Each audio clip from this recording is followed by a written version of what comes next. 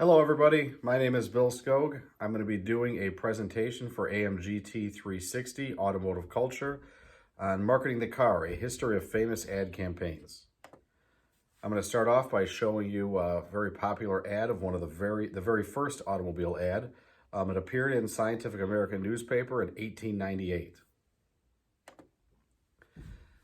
In this presentation, I'm going to begin probably around the early 1900s and focus all the way up until 2021 and profile out of the various ad campaigns that were popular. You're going to see a change in the mediums that were used to present these ideas to consumers, and you're going to see different styles. You're going to see different videos and things of that nature to help give you an idea of how advertising has changed from the 1900s until the present day.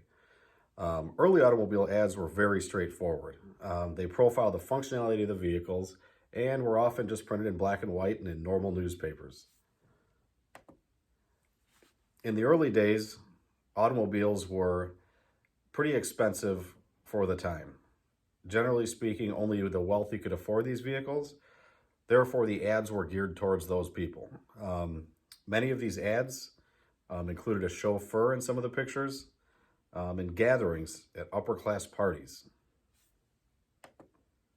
The 1930s to 1940s, the advertising changed a little bit. You will see a lot more vibrant colors and some focusing on styling rather than practicality. In many ways, there was a lot of references to aviation, and in those days, automobiles were crafted after some of the designs of airplanes. There were also many connections to war at that time, and you would see those in some of the ads that were shown. 1950 to 1960, the ad campaigns had a different feel. Although visibly they looked a little bit similar, generally artistic renderings or drawings come to mind when you look at these. But what you'll notice is a lot of these vehicles are put into scenes that can relate to the average American.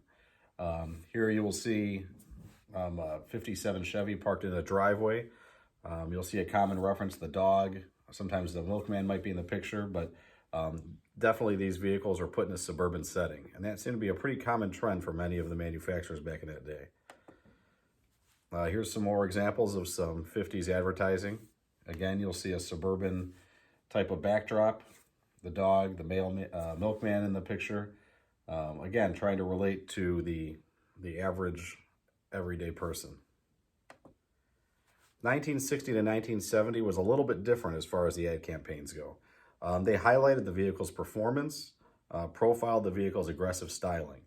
There were many popular ad campaigns that focused on this era, the large engine, big displacement, high horsepower, and these ads kind of capitalized on that. Here you'll see the 65 GTO with their famous Tiger campaign. And one of my favorites, the 1970 Chevelle, that's a pretty iconic ad. That was the pinnacle, I would say, of horsepower within that era.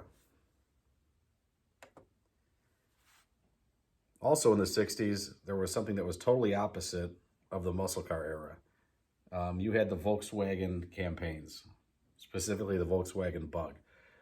Volkswagen did a lot of different types of advertising, used humor, sometimes even made fun of the car for its slow performance.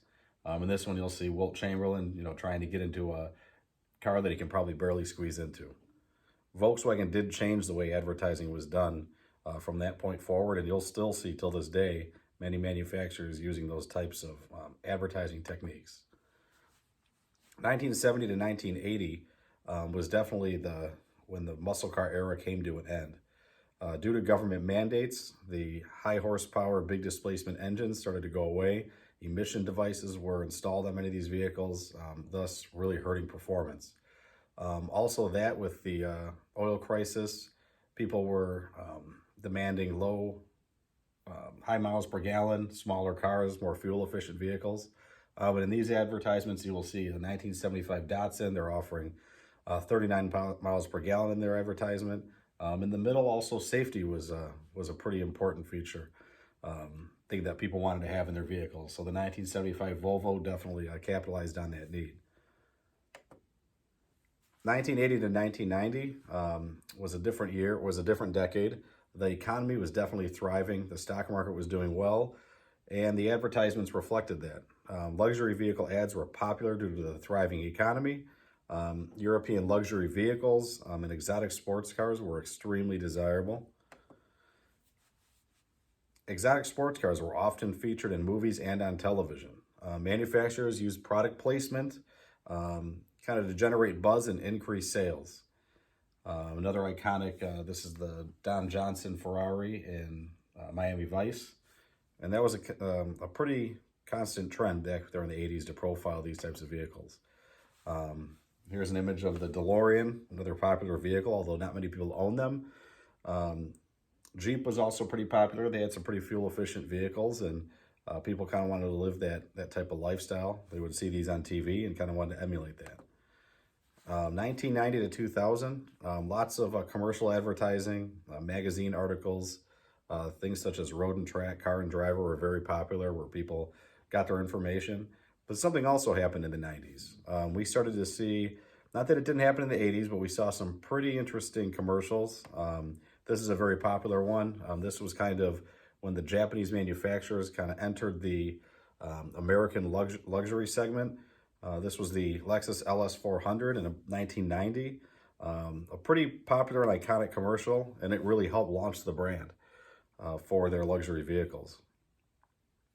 In these commercials, they profiled a lot of the vehicle's performance, smooth operation, sometimes turning radius, interior features, and they did it in a way that was pretty elegant and very well received by the consumer.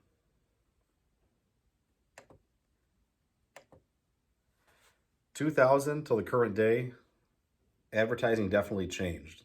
With social media platforms, streaming services, YouTube, manufacturers had to come up with new strategies in order to market their vehicles to the average consumer. Many times they would advertise on YouTube.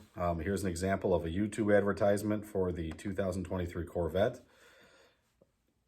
Manufacturers definitely use YouTube and its capabilities to demonstrate many of the features in a longer segment than you would get for a standard commercial, and it's at everybody's fingertips. So much advertising is done on Facebook, Twitter, Instagram, and other various streaming services. It's going to be very interesting how the future of advertising is when we start developing many different types of social media and other platforms. But I'm sure that there's going to be some great advertising campaigns coming up in the near future, probably the next decade. It's going to be very interesting to see how advertising changes. Well, that concludes my presentation. I hope that this gave you a pretty good look at how advertising campaigns have changed from the 1900s until the present day. And I thank you for watching my video. Have a good day.